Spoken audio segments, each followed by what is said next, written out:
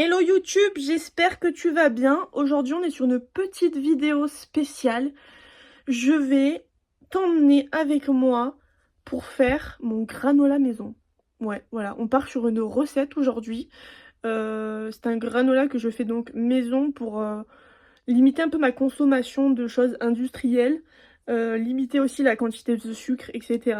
Et puis je trouve que c'est mieux de faire soi-même, surtout qu'en plus c'est super facile et rapide à faire, donc je t'emmène tout de suite avec moi. Si ça te plaît, n'hésite pas à t'abonner à notre chaîne, à liker et à activer la cloche pour savoir quand on poste une nouvelle vidéo, et surtout à continuer cette vidéo si toi aussi t'es une fan de recettes. Donc c'est parti.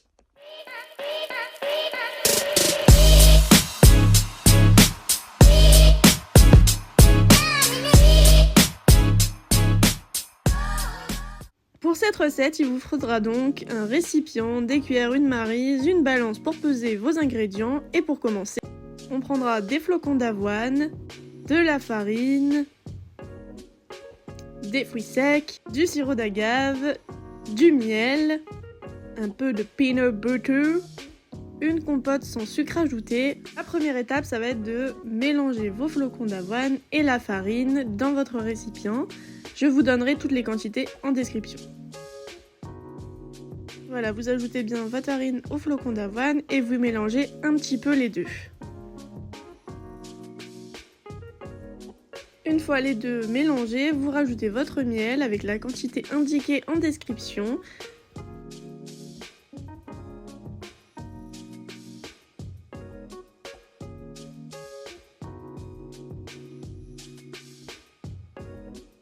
Vous pouvez mettre soit du miel, soit du sirop d'agave, c'est à votre guise. Moi, j'avais pas assez de miel, donc j'ai rajouté une cuillère de sirop d'agave.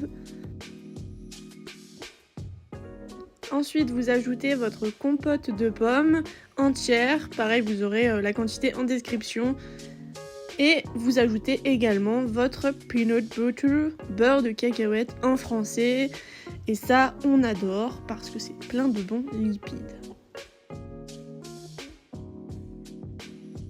Une fois tous vos ingrédients ajoutés, vous allez remuer un tout petit peu et vous allez ajouter vos fruits secs. Alors ça peut être les fruits secs de votre choix. Moi pour le coup j'ai pris des noix de cajou crues sans sel ajouté bien sûr, mais vous pouvez rajouter des amandes, des noix, ce que vous voulez. Et vous repartez en mélangeant le tout. Allez, on se fait un petit peu les bras. Une fois votre mixture bien mélangée, vous allez prendre une plaque de cuisson et vous allez tout simplement disposer votre préparation dessus en l'étalant un petit peu comme sur la vidéo.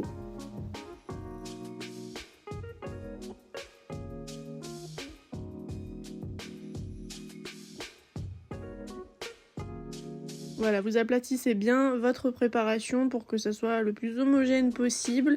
C'est pas grave si c'est pas parfait, mais le tout c'est de tout étaler. Ça part au four pendant 20 minutes à 180. Une fois votre granola sorti du four et refroidi surtout, vous allez venir l'émietter à la main comme vous pouvez le voir sur la vidéo. Donc vous allez faire des petits bouts en fait, casser les gros bouts qui ont pu se créer. Alors ça c'est un peu optionnel, mais pour un peu plus de gourmandise, personnellement je rajoute un petit peu des toppings. Donc là j'ai mis de la noix de coco râpée et des morceaux de chocolat noir.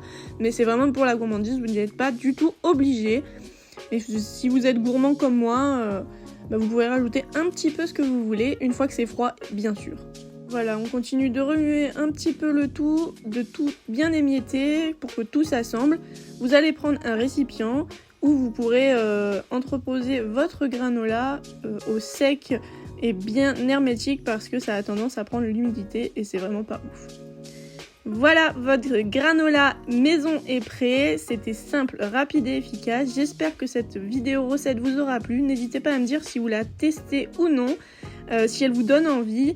J'ai hâte de lire vos commentaires et on se retrouve bientôt dans une prochaine vidéo. Recette peut-être. Ciao ciao!